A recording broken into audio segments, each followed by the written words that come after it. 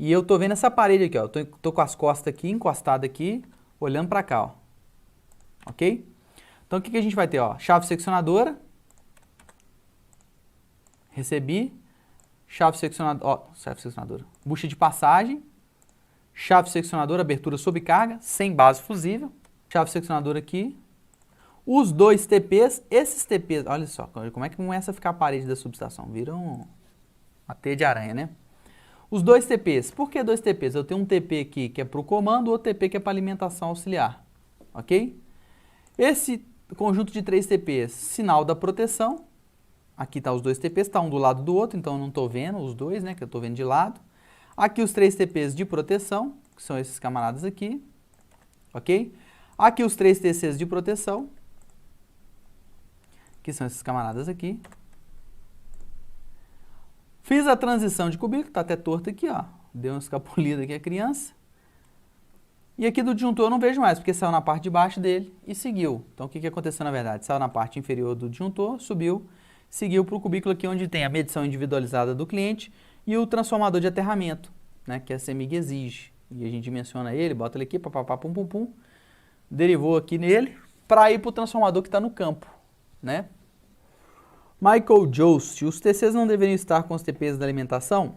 Esse caso aqui, Michael, o Michael falou um negócio interessante, galera. Olha só. Hilton, os TCs, vamos analisar aqui, né? Ó, olha a visão que ele teve. Aqui está a concessionária, chegando aqui. Então, na teoria, passou chave seccionadora, TP, TP, disjuntor. Ó, TC. Então, imagina que eu tenho um curto aqui, ó. Aí ele falou assim, Hilton, não. Imagina que eu tenho um curto nesse TP aqui, ó. Deu uma fuga no isolamento, fechou para a terra. Pergunta. Se fosse um consumidor, a proteção iria enxergar esse curto?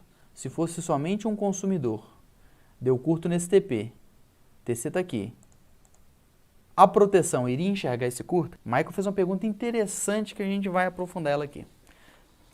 Lembra a condição de contorno que eu te dei. Se fosse um consumidor,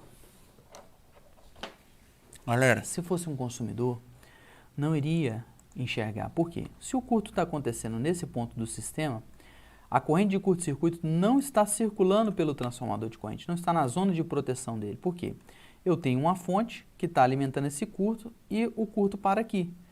Eu não tenho ali corrente de curto circulando por esse TC. Pode ser que a proteção não enxergue o defeito e não vai enxergar e não está correto. Aí o Michael Jost falou, mas o TC não tinha que estar antes, nesse caso? Se fosse só consumidor, o TC sim tinha que estar antes, né? Então, os TPs, né? Era interessante que ele estivesse embaixo e o TC em cima se fosse um consumidor.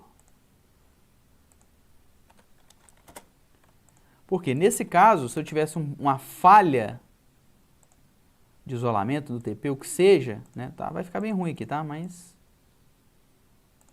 agora o TC está enxergando o problema.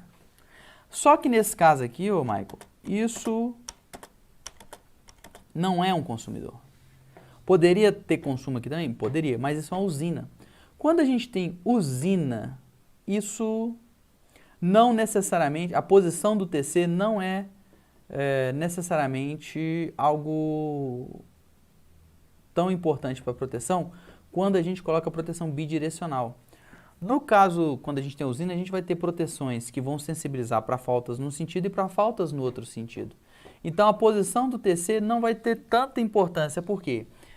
Para as duas zonas de proteção, direta e reversa do TC, eu estou prevendo uma proteção que vai sensibilizar para a falta em qualquer dos dois sentidos. Então, eu tendo uma falta aqui, eu vou ter proteção, uma 67 naquela direção. Eu tendo uma falta aqui, eu vou ter uma 67 nessa direção ou uma 50-51. Ok? Então, isso foi uma pergunta muito boa, mas que a gente tem que analisar. Quais são as zonas de problema de proteção do TC.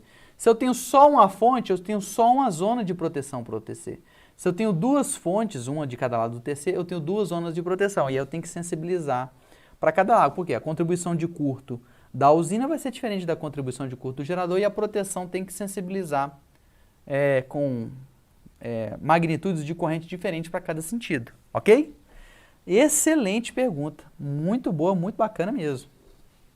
E se aplicou demais aqui ao nosso caso.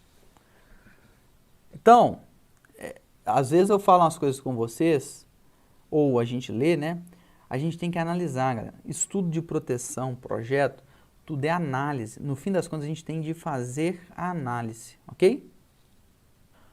Agora, não adianta nada eu ter usina, né, e tal, eu ter duas fontes e eu não ter proteção sensibilizando nos dois sentidos de maneira distinta, né? Aí tá errado, realmente. Ok?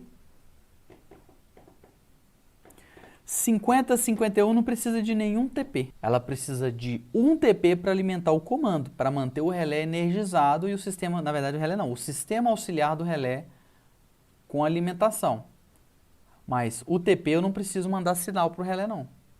Por quê? 5051 é uma proteção de sobrecorrente. Eu preciso de ter os TCs para mandar sinal de corrente.